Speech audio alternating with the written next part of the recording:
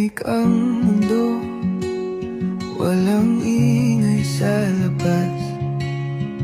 Pati mga ibon, tila ba nagpahinga na. Mga mata ng kalye, puno ng refleksyon ng luha at ulan,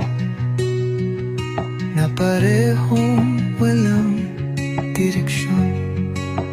Pero sa loob ko, ang daming bumubulong, mga salitang di mo nasabi.